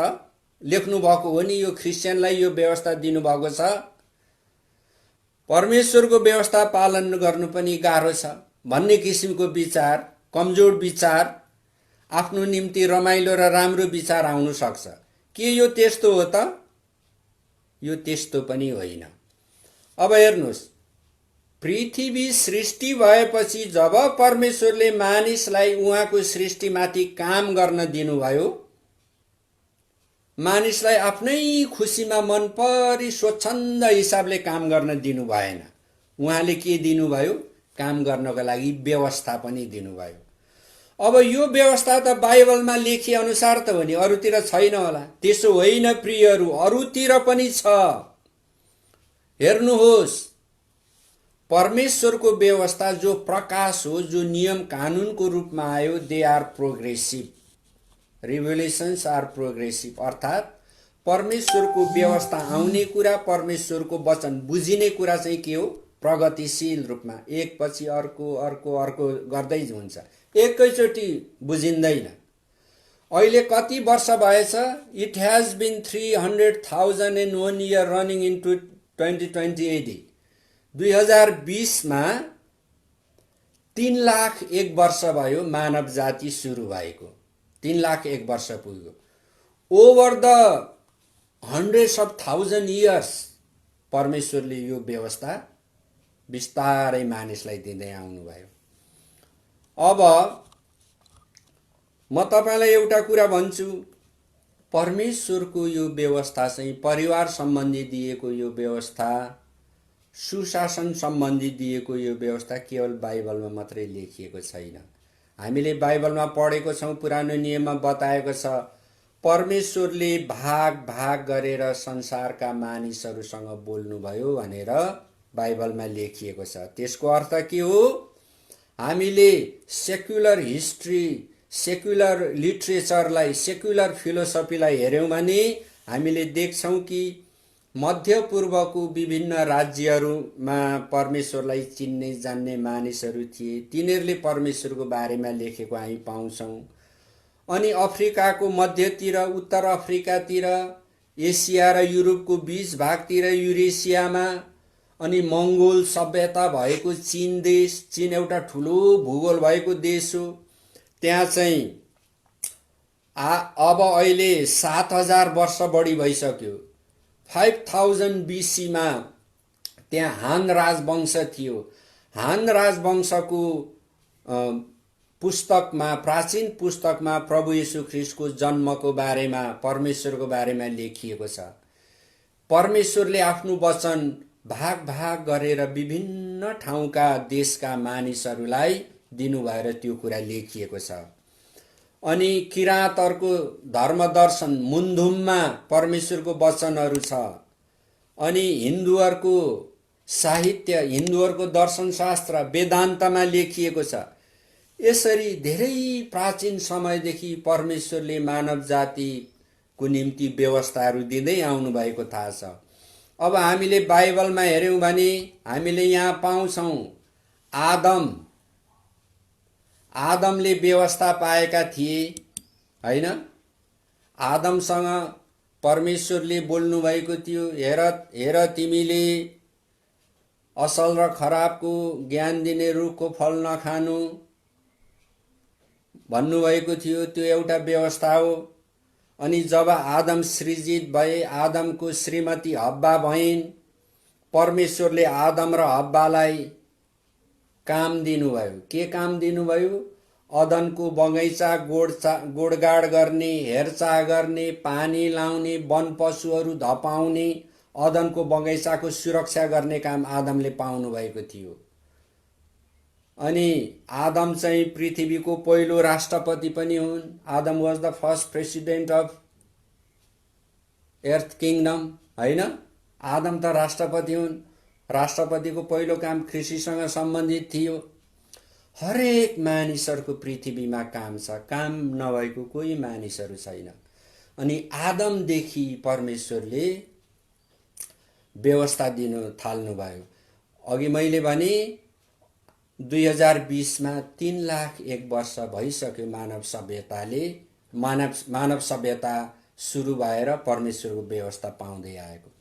त्यसपछि हामी हेर्छौँ नोआ बाजे हो कि नोआ बाजेले मानिसहरूलाई चेतावनी दिनुभयो, परमेश्वरको आउने क्रोधको बारेमा उहाँले सम्झाउनुभयो, बुझाउनुभयो। तर मानिसहरूले पत्यार गरेनन्, कसैले पत्याएन।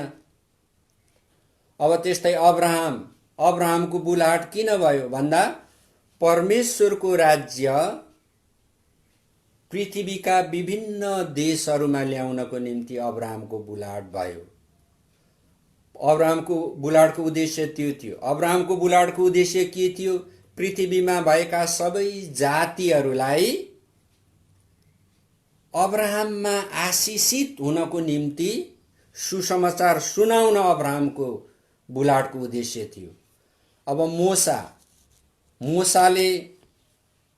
जब मोसा इस्राएलीहरूको अगुवाको रूपमा परमेश्वरले उभ्याउनु भयो, तब परमेश्वरले मोसालाई व्यवस्था दिनुभयो। मोसाले हाम्रो बाइबलको अगाडिको 5 वटा पुस्तकहरू लेख्नुभयो। राजा दाउद, किङ डेभिड, होइन? He was the man of heart. God said about King David, a man with a heart. भन्नुको अर्थ राजा दाउदको हृदयको प्रकृति त्यो थियो, उसले चाहिँ परमेश्वरलाई एकदमै संवेदनशीलताको रूपमा, किङ डेभिड राजा दाउदले परमेश्वरलाई एकदमै संवेदनशील हृदयदेखि परमेश्वरलाई प्रेम गर्थे। It doesn't mean he didn't made any mistake. Possibly, surely he has made many mistakes during his lifetime. मानिसहरूले गल्ती गर्छन्, सबै मानिसहरू सिद्ध छैनन्। राजा दाउदले पनि भुल गल्ती गर्नुभएको छ। तथापि राजा दाउदलाई परमेश्वरले के भन्नुभयो? मेरो हृदयको मानिस हो। फेरि अरूलाई भनेको मैले सुनेको छुइनँ, होइन? तपाईले पनि सायद सुन्नुभएको छैन होला। राजा दाउदलाई परमेश्वरले यो प्रकारले हेर्नुभएको थियो। अब त्यसपछि हामी हेर्छौँ सोलोमोनलाई परमेश्वरले त्यस्तो व्यक्ति बनाउनु भयो जो व्यक्तिले चाहिँ उहाँभन्दा अगाडि पुरानो समयको सबै र उहाँभन्दा पछाडि पृथ्वीको उमेरसम्मै सबै पुस्ताका मानिसहरूलाई समेटिने, आत्मिकी सन्देश दिने, व्यावसायिक सन्देश दिने, पारिवारिक सन्देश दिने, मानिसहरूमा जवानहरूमा भएको सपना, ड्रिम्स, जवानहरूमा भएको महत्वाकांक्षा, एम्बिसनको बारेमा बाटो देखाउने त्यस्तो एकदमै विशेष ठाउँमा राजा सोलोमन हुनुहुन्छ। त्यहाँभन्दा उताको सबै राजा सोलोमनलाई अनुभव थियो। अनि राजा सोलोमनले जे सन्देश दिनुभयो, जे सिकाउनु भयो, सोलोमनदेखि यता अब आएर मैले के भने पृथ्वीको अन्त्यसम्मै पुग्ने गरी राजा सोलोमनलाई परमेश्वरले उभ्याउनु भयो। म भाइ बहिनीहरूलाई सोलोमनले युवाहरूको, जवानहरूको सपनाको अनि उनीहरूले आफ्नो जीवनमा हुन खोजेको कुराको, जवानहरूको क्यारियरको अनि परमेश्वरको राज्यको सेवाको कुरा को सम्बन्धमा सोलोमनले के भन्नुभयो म आउने समयमा बताउने नै छु। परमेश्वरले चाहिँ समय समयमा गरेर उहाँको व्यवस्था हामीलाई दिनुभएको हो प्रियहरू। अब हामी फेरि अगाडि बढ्नेछौँ। अब म परिवारको बारेमा, परमेश्वरको परिवारको बारेमा जाँदैछु। अहिले मैले तपाईहरुलाई बताएँ कि परमेश्वरले सृष्टिमा नै व्यवस्था दिनुभयो। किन दिनुभयो भन्दा आकाशमा, पृथ्वीमा, समुद्रमा काम गर्नको लागि हो कि। अनि अब त्यो व्यवस्था laws of God for family चाहिँ के हो भन्दा बाइबल हो। अनि त्यो व्यवस्थामा के छ, कसको लागि त्यो व्यवस्था छ भन्दाखेरि प्यारेन्ट्स, गार्जियन्स, आमा बाबु, अभिभावकहरू, अनि छोरा छोरीहरू, चिल्ड्रेन, सन्स एन्ड डटर, छोरा छोरीहरूको निम्ति परमेश्वरको व्यवस्था छ। अब परमेश्वरको व्यवस्थालाई हेर्नेछौँ। हामी पहिला बाबु आमा अभिभावकको सम्बन्धमा बाइबलले के बताएको छ त्यो परमेश्वरको व्यवस्थालाई म यहाँ संक्षिप्तमा परिचयात्मक रूपमा मात्रै प्रस्तुत गर्न चाहन्छु। मेरो समय कसो हुँदैछ, हाम्रो पास्टर गुरुबाले मलाई सुझाव दिनुहोला कतिसम्म जानुपर्ने हो। अब व्यवस्थाको पुस्तक 11 अध्यायको 18 देखि 21 पदसम्म बाबु आमाको बारेमा परमेश्वरले दिएको विधान, व्यवस्था र नियमको बारेमा म छोटो चर्चा गर्छु। त्यहाँ यस्तो भनेको छ, आमा बाबुहरू हो, तिमीहरूले मेरो वचनलाई तिम्रा छोराछोरीहरूले मन र हृदयमा राख्न सिकाओ। हृदय भनेको हाम्रो हृदय, that corporates our hearts do business with our soul. Soul भनेको के हो, प्राण हो। तपाईलाई एकदम हर हर हर हर हर हर भयो, एकदम कोका कोला खानु मन लाग्यो मोमोसँग हो कि हैन, त्यो इच्छा कहाँ आउँछ भन्नु त, तपाईको हृदयमा आउँछ कि आउँदैन? ओहो कोका कोला खानु मन लाग्यो। अनि त्यो इच्छा आएपछि तपाईको दिमाग, समझमा के जान्छ? ओहो कोका कोला खानु पर्छ। अर्थात् हृदय भनेको त्यसले चाहिँ सधैँ तपाईको सौल भनेको चेतनासँग के गर्छ? व्यापार गर्छ। अब मन भनेको चाहिँ यहाँ बाइबलमा जो मन लेखेको छ नेपाली भाषामा, अङ्ग्रेजीमा पनि मैले हेरेँ माइन्ड लेखेको छ। That is absolutely our forehead. That mind is absolutely our forehead, हाम्रो यो दिमाग भनेको। यहाँ प्रभुले के भनेको छ? आमा बाबुहरू हो, मेरो वचनलाई तिमीहरूका छोरा छोरीहरूको मन र हृदयमा राख्न सघाऊ। तिम्रा छोरा छोरीहरूले मेरो वचन हातमा लेखुन्, निधारमा पनि लेखुन्। Why God's word should be written on your hands, my dear sons and daughter? What do you think? कसैले भन्नुहुन्छ, हामीले अलिअलि छलफल पनि गर्नुपर्छ होला, म भनेकै छु हो कि भट्याएकै छु।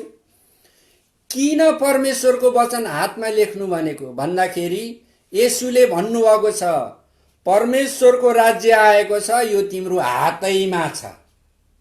हातैमा छ। हात देखाउनुस् त प्रियहरू, तपाईले एकचोटी तपाईको स्क्रिनमा हात देखाउनुस् त। हात देखाउनु भयो। That is why God told father and mother, you must help to your son and daughter to return my word into thy hand. Children's hand, it should be written on children's hand. हो कि? अनि प्रभुले भन्नुभयो तिनीहरूले हृदय र मनमा राखुन् र हातमा पनि लेखुन्। अब हातमा मात्र होइन, निधारमा पनि। कहिलेकाहीँ हामी क्रिस्चियनहरू क्रिस्चियन विश्वासी नभएको ठाउँमा गयौँ भने म त क्रिस्चियन हुँ भन्न हामीलाई कतिपय ठाउँमा शरम लाग्दो रहेछ। मैले त त्यसरी अनुभूति गरिनँ, तर मैले धेरै सुनेको छु। कति हाम्रो विश्वासीहरूले जहाँ विश्वासीहरू छैनन्, जहाँ चाहिँ परिस्थिति अनुकूल छैन, अनि त्यहाँ आफ्नो पहिचान दिँदैनन्। तर पुरानो नियममा परमेश्वरले के भन्नुभयो, निधारमा लेख्नु।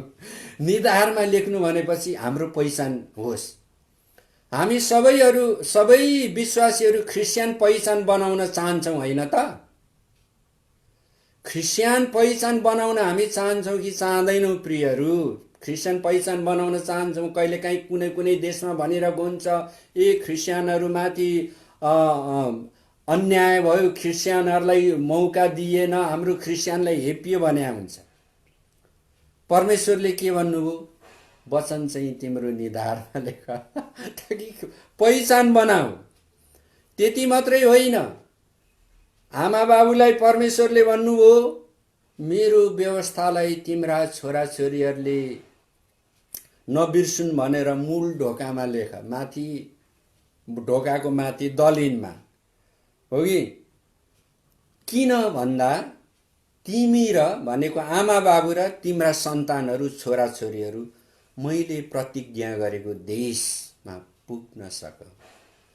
प्रतिज्ञा गरेको देश दुईटा छ प्रियहरू। नेपालमा बस्नेहरूको लागि नेपाल, किनभने नेपालमा राम्रो शासन व्यवस्था होस्, सबै मानिसहरूले सुख पाउन्, भेदभाव हटेर जाओस्, गरिबी हटोस्, शोषण हटोस्, रोग हटोस्, सबैले पढ्न पाउन्।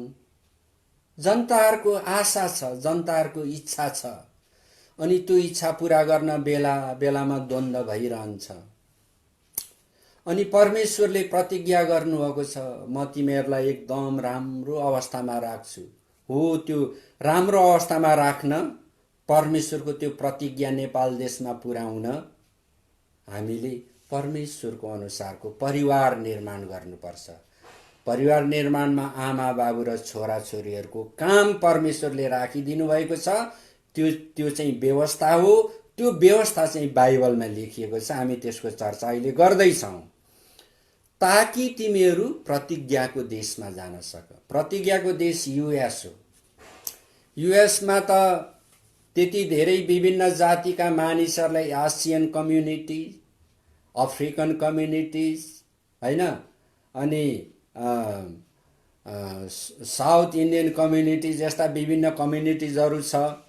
त्यति भेदभाव हुँदैन होला, के छ मलाई थाहा छैन होइन। तर परमेश्वरले प्रतिज्ञा गर्नुभएको कुरा हाम्रो जीवन अवस्थामै हामी व्यवस्थामा चल्दैखेरि पाउनु र अनन्त जीवन पाउनु परमेश्वरको इच्छा हो। भजन सङ्ग्रह 127 को 1 र 5 पदमा के भनेको छ भन्दाखेरि, परमेश्वरले आमा बाबुलाई भन्नुभयो, वचनको पालनद्वारा परिवार निर्माण हुन्छ। अनि तर यदि तिमी चाहिँ आमा बाबुहरू हो, धन सम्पत्ति कमाउन अनि क्यारियर बनाउन, बिजनेस बढाउन मात्रै लाग्नु चाहिँ के हो? व्यर्थ हो। किनभने परिवार निर्माण चाहिँ परमप्रभुद्वारा मात्रै हुन्छ, नभए चाहिँ व्यर्थ हुन्छ। अर्थात् परिवारलाई परमेश्वरको वचन सिकाइएन, बुझाइएन, पालन गराइएन भने के हुन्छ? हामीले गरेको व्यावसायिकता, हाम्रो कम्पनी, हाम्रो बिजनेस, हामीसँग भएको धन सम्पत्ति, हाम्रो चम्किने घर, सुन्दरता सबै के हो? व्यर्थ हुन्छ भनेर प्रभुले भन्नुभयो। पहिलो तिमोथी 3 को 4 र एफिसी 6 को 4 पदमा के लेखेको छ भन्दा, आमा बाबुहरू हो, छोराछोरीहरूलाई प्रेममा आज्ञा पालन गर्ने बनाओ, परमेश्वरको शिक्षा र अनुशासनमा हुर्काओ भन्नुभएको छ, हो कि? यो चाहिँ आमा बाबुहरूको निम्ति परमेश्वरको व्यवस्था हो। अहिले यहाँ प्रशस्त छोराछोरीहरूले सुनिरहनु भएको छ। अब छोराछोरीहरूको निम्ति परमेश्वरको व्यवस्था के छ त भन्दा, जब आमा बाबुहरूले आज्ञा दिन्छन्, आज्ञा पालन गर्न सिकाउँछन् भने, कुनै कुराको आज्ञा गर्छन् भने आज्ञा पालन गर्नु हो। भजन सङ्ग्रह 127 को 3 देखि 5 पदमा के लेखेको छ भन्दाखेरि, छोराछोरीहरू त मानिसलाई परमप्रभुले दिनुभएको उत्तराधिकारी हो। All sons and daughters, you are the inheritance of your father and mother. That does mean you have responsibility, undeniable responsibility. त्यसको अर्थ छोराहरू हो, छोरीहरू हो, आमा बाबु प्रति तपाईहरुको इन्कार गर्न नसकिने, मेटाउन नसकिने, हटाउन नसकिने कर्तव्य छ, जिम्मेवारी छ, उत्तरदायित्व छ, हो कि?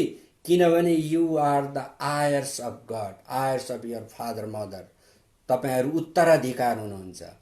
अनि छोरीहरूलाई यहाँ भनेको छ अब मानवीय व्यवस्था के छ? विवाहपछि छोरीहरू श्रीमानसँग एउटा अर्कै परिवार बनाउँछन्।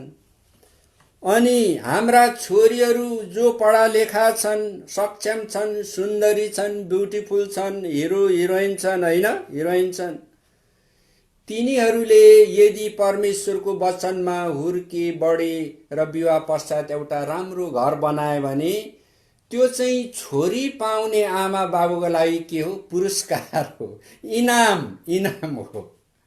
परमेश्वरले छोरीहरूलाई त्यो स्थानमा राख्नु भएको छ।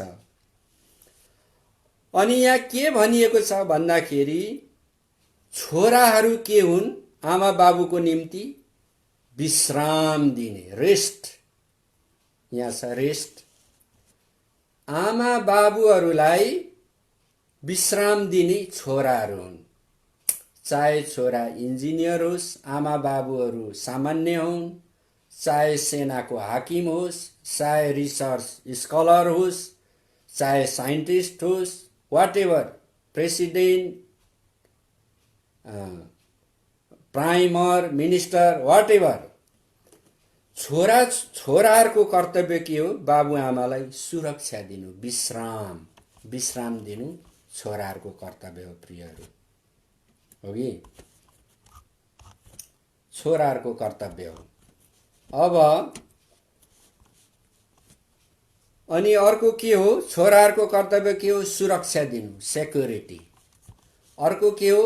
अनरसिप, अपनत्व। जब आमा बाबुहरू वृद्ध हुनुहुन्छ, उहाँहरू अवकाशको समय हुन्छ, रिटायरमेन्ट लिनुहुन्छ, अनि उहाँहरूलाई विश्राम चाहिन्छ। भजन सङ्ग्रह 107 को 3 पदमा के भनेको छ? जब आमा बाबुहरू वृद्ध हुन्छन् र विश्राममा हुन्छन्, अनि युद्ध हुँदाखेरि, घरको ढोकामा युद्ध हुँदाखेरि उनीहरूको छोराछोरीहरू चाहिँ काँड जस्तो, मिसाइल जस्तो, हो कि? मिसाइल जस्तो छोराछोरीहरूले चाहिँ सुरक्षा दिन्छन्। भन्नुको के? आमा बाबु वृद्ध हुनुभयो, अनि यहाँ खाटमा बसिरहेको छ वा सुतिरहेको छ, अगाडिको टेबलमा भएको बोतलमा पानी सिद्धिएको छ, अनि अगाडि निस्केर गएर आँगनमा के हुँदैछ, के को हल्ला खल्ला हुँदैछ हेर्न मन लाग्छ, अनि कुनै कुरो खान मन लाग्छ। त्यो के हो? त्यो युद्ध हो। अब वृद्धको निम्ति त्यो युद्ध हो, त्यो तिनीहरूले गर्न सक्दैनन्। त्यो गर्न त्यहाँ को हुनु पर्यो? तिनका छोरा छोरीहरू हुनु पर्यो। प्रियहरू, त्यसैले प्रभुले भन्नुभयो छोराहरू के हुन्? काँडहरू हुन्, मिसाइल्सहरू हुन्। किनभने अब वृद्ध भएपछि युद्ध गर्नुपर्ने हुन्छ, युद्ध गर्नुपर्ने हुन्छ। चिसो पानी, तातो पानी पिउनु पनि युद्ध गर्नुपर्ने हुन्छ। किचन जानु सक्दैनन्, पानी सार्नु सक्दैनन्। सुरक्षा, खाँसी चल्यो, खोकी चल्यो, कान चिलायो, त्यो कान कन्याउने इयरबड छैन, पर कता स्टोर रुममा राखेको छ वा त बजारमै होला, सिद्धिएको होला, बुढो मान्छे जानु सक्दैन। विश्राम, सुरक्षा र अपनत्व। अपनत्व भनेको के? आफ्नोपन। आमा बाबुहरू वृद्ध हुनुभयो, ओछ्यानमा बस्नुभएको छ, अशक्त हुनुहुन्छ। अब बाबुआमाहरूलाई सङ्गति चाहियो नि त, सङ्गति। जवान भाइ बहिनीहरू, तपाईहरू साथीभाइसँग रम्दै खेल्दै, एकदम घुम्दै, कारमा घुम्दै, पिकनिक जाँदै, टुरमा जाँदै, रमाउँदै, फुटबल खेल्दै कतिको मजा लाग्छ तपाईहरूलाई। वृद्ध भएको आमा बाबुहरू बसेको कोठामा तपाईँले समय बिताउनु, 1 घन्टा 2 घन्टा बिताउनु, 25 मिनट 30 मिनट बिताउनु आमा बाबुको लागि रमाइलो। त्यहाँ अपनत्व छ। आमा बाबुलाई के लाग्छ? मेरो कोही छ, मेरो आफ्नै छ। यो मेरै हो, यो मेरो घर परिवार, यो सम्पत्ति यो मेरो हो, म यहाँ छु, मसँग छ भन्ने त्यो अनुभूति हुन्छ, त्यो सन्तुष्टि हुन्छ, त्यो satisfaction, they will receive that kind of satisfaction, that is what honourship. यो मचमोर खाने लाउने कुरा भन्दा पनि के हो, मानिससँगको सङ्गतिको कुरा हो अपनत्व भनेको।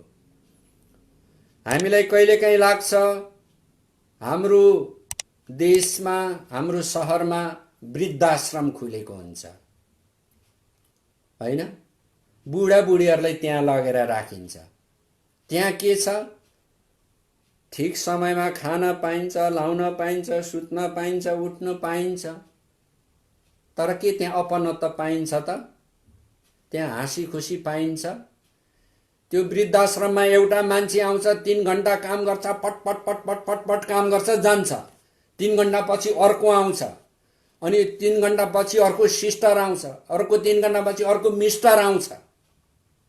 अब त्यहाँ बस्ने वृद्धलाई के सङ्गति, के माया, के प्रेम, के आदान प्रदान। अनि त्यो वृद्धा जसले जीवनभर प्रशस्त कमायो व्यवसायबाट, व्यापारबाट, कामबाट, अनि छोराछोरीहरूलाई दिनहुँ हेरचाह गर्यो, हुर्कायो, बढायो, अनि अहिले त्यो वृद्ध कहाँ छ? त्यो वृद्धाश्रममा छ। भनेदेखि के अपनत्व आयो त? अपनत्व के पाइयो यसमा? प्रियहरू, केही पनि पाइएन। त्यसो हुँदाखेरि यो चाहिँ के हो? वृद्धाश्रममा जानु, सरकारको व्यवस्थामा जानु चाहिँ के हो? त्यति धेरै त्यसको विकल्प चाहिँ होइन। परमेश्वरको व्यवस्थाको विकल्प चाहिँ यो हुन सक्दैन।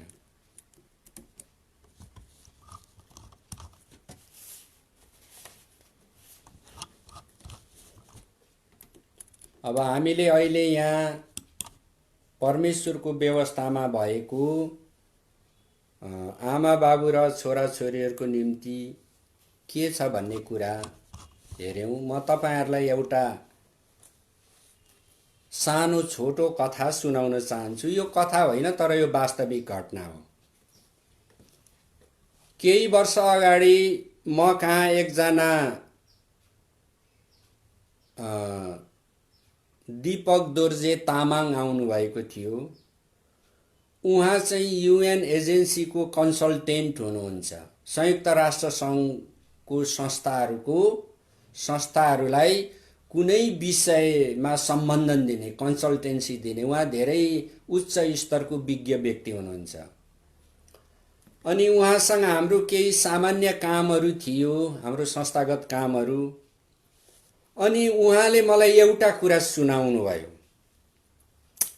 के कुरा सुनाउनु भयो भन्दा, एक दिन नेपालको बेलुका रातको समय, युएस को बिहानको समय एकजनाले फोन गरेछ। अनि उहाँले फोन उठाउनु भयो। अनि उसले के भनेछ, दीपक तिम्रो देश त अब खत्तम हुने भयो नि। अनि के भन्छ यो मान्छे, यो अब संयुक्त राष्ट्र संघको मान्छे हो, कन्सल्टेन्ट हो, एकदम विज्ञ मान्छे हो। यो मान्छेले आज बिहानै बियर खाएर माते सही के हो के भन्नु थाल्यो। अमेरिकाको बिहान, नेपालको राति। अनि उसले के भन्यो, दीपक तिम्रो देश त खत्तम हुने हो, किनभने नेपाल सरकारले पनि यो बाल अधिकार सम्बन्धी अन्तर्राष्ट्रिय सन्धि सम्झौतामा हस्ताक्षर गरेछ नि त। 2004 सालमा नेपालले संयुक्त राष्ट्र संघको बडापत्रमा उल्लेखित बाल अधिकारमा हस्ताक्षर गरेको थियो।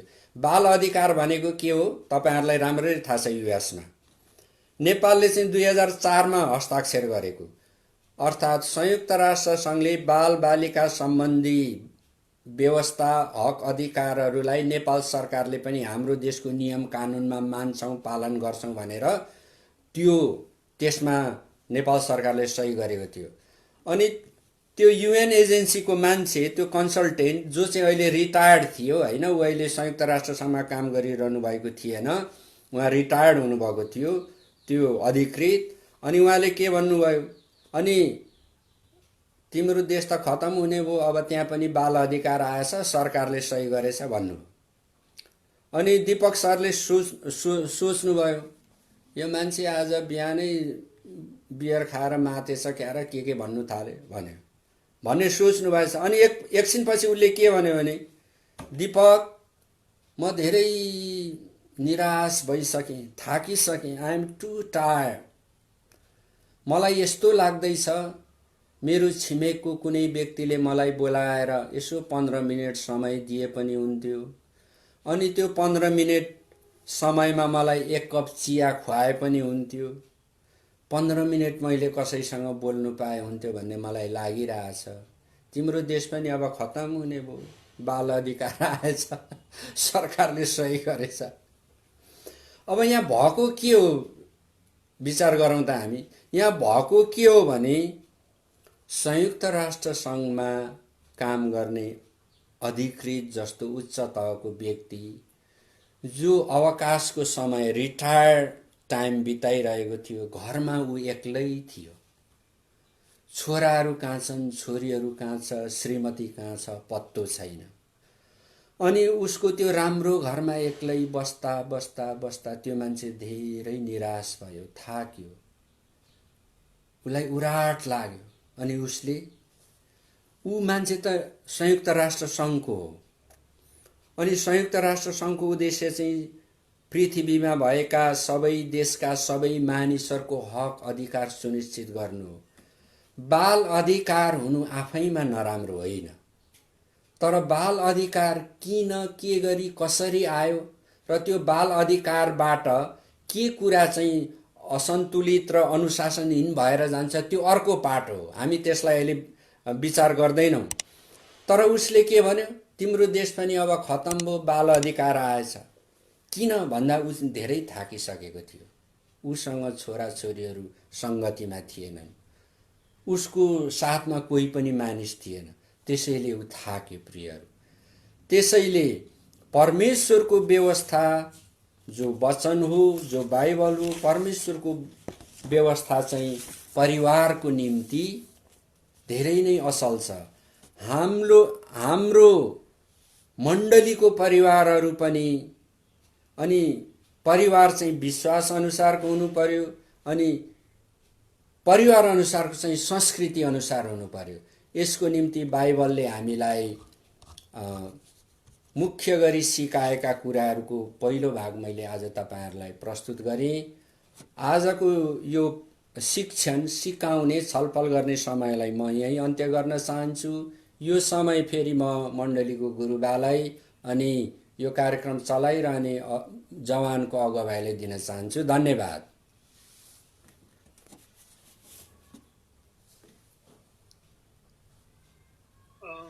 हुन्छ पास्टर बाबुलाई धेरै धन्यवाद। किन आज हाम्रो माझमा अति नै असल वचनलाई बोलेर जानुभएको छ। आज हामी चाहिँ कस्तो हुनुपर्छ प्रभुमा, परिवार कस्तो हुनुपर्छ भनेर उहाँले एउटा असल वचन दिएर जानुभएको छ। उहाँलाई प्रभुले धेरै मात्रामा आशिष दिनु, उहाँलाई हामी जुमबाट ताली ठुलो बजाएर धन्यवाद दिनेछौँ।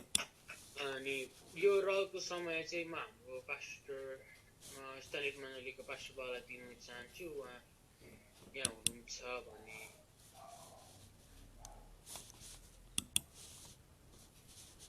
हुन्छ। यहाँनिर पास्टर बाबु हुँदै रहेछ।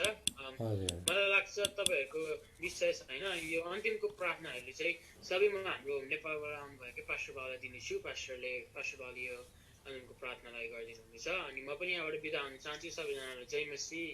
जय मसीह। हुन्छ, आउनुहोस् हामी प्रार्थना गरौँ। परमेश्वर बाबु धन्यवाद, तपाईको इच्छा ख्रिस्टियनहरूको परिवार तपाईको वचन अनुसार हुनु हो। अनि तपाईले यो कुरा चाहिँ पृथ्वी, जीवजन्तु, वनस्पति र मानिसहरू सृष्टि गर्दा नै राख्नुभयो। तपाईले सृष्टि गर्नुभएको सबै कुराहरूमाथि अधिकार गर्न, शासन गर्न मानिसलाई व्यवस्था दिनुभयो। अनि त्यो व्यवस्था पालन गर्नु, गराउन चाहिँ तपाईसँगको संगतिमा रहनु पर्दछ।